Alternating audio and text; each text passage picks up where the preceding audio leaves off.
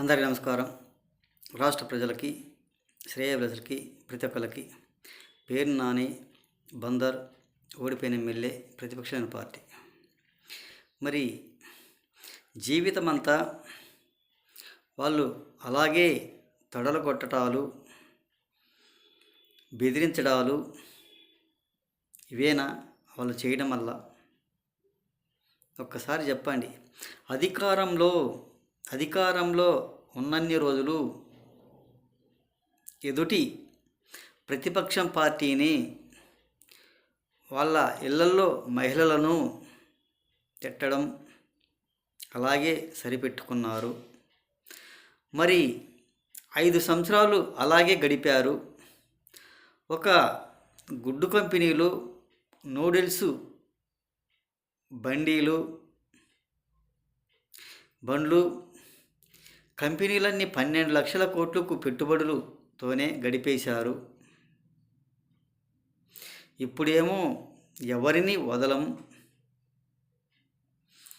ఎవడైనా సరే వాళ్ళను వదిలిపెట్టి సమస్య లేనే లేదు, తాట తీస్తాం అని బెదిరించటాలే కానీ రాష్ట్రానికి 5 సంవత్సరాలు ఎలా చేశాం, ఏ విధంగా చేశామన్నది కూడా గమనించటం లేదు, ఆలోచించటం లేదు. వీళ్ళు బెదిరింపులతోనే మొదలు పెడుతున్నారు. కక్ష ఆ కక్షలతోనే ఉంటున్నారే కానీ రాష్ట్ర అభివృద్ధి కోసం మాత్రం, ప్రజల కోసం మాత్రం ఆలోచించడం లేదు. మరి రాష్ట్ర ప్రజలు ఎలా నమ్ముతారు, ఏ విధంగా నమ్ముతారు? ఒక్కసారి ఆలోచించి చెప్పండి. ఎవరైనా మీకు ఓట్లు వేసి గెలిపిస్తారా? పేరు నాని గారు ఎవరు ఓట్లు వేయరు.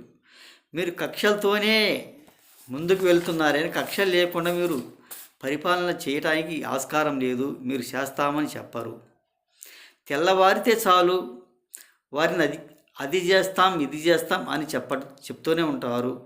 వాళ్ళని లేపేస్తాం, వీళ్ళని లేపేస్తాం, అధికారులను సస్పెండ్ చేస్తాము, రాజకీయ నాయకులను అరెస్ట్ చేస్తాము అని చెప్పడమే కానీ రాష్ట్రం అభివృద్ధి గురించి, రాష్ట్ర రాజధాని గురించి, రాష్ట్రంలో నిరుద్యోగులు భవిష్యత్తు గురించి ఆలోచించి మాట్లాడాలంటూ ఏమీ లేదు. కక్షతోనే వచ్చింది కానీ రాష్ట్రం గురించి ఏమీ అభివృద్ధి అంటూ ఏమీ లేదు. గత ప్రభుత్వాలు ఎన్నో పార్టీలు వచ్చాయి. ఒక కాంగ్రెస్ కానీ, ఒక బీజేపీ అయినా, అధికారంలో కేంద్రంలో అయినా, రాష్ట్రంలో అయినా ఎన్నో పార్టీలు ఉన్నాయి. ఇంత కక్షపూరిత రాజకీయాలు ఏ ముఖ్యమంత్రి చేశాడు? ఒకసారి చెప్పండి. ఏ ముఖ్యమంత్రి చేయలేదు, ఏ పార్టీ వాళ్ళు కూడా చేయలేదు. ఒకసారి ఆలోచించండి. ఇదేనా జగన్మోహన్ రెడ్డి గారి పరిపాలన అంటే? అలాగేనా పరిపాలన చేయటం అంటేను? ఒక్కసారి చెప్పండి. జగన్మోహన్ రెడ్డి గారు పార్టీ పెట్టిన దగ్గర నుంచి కక్ష చంపుతాం, నరుకుతాం, లేపేస్తాం, కేసులు పెడతాం, అరెస్ట్ చేస్తాం అన్నట్టుగానే వ్యవహరిస్తారే కానీ రాష్ట్రం కోసం బాగుపడేదంటూ ఏముండదు. రాజధాని లేకుండా చేద్దామా అన్నట్టుగానే మాట్లాడతారు. ఒక్కసారి ఆలోచించండి పేరు నాని గారు. ఇలా చేస్తే ఎవరు నమ్ముతారు, ఎవరు ఓట్లు వేస్తారు?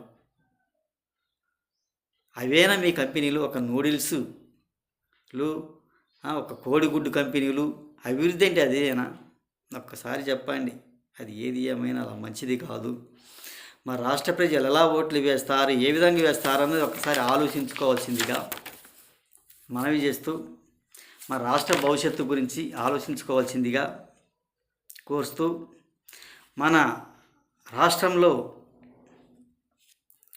పంచాయతీలు కూడా గడువు కాలం ముగిసిపోయింది.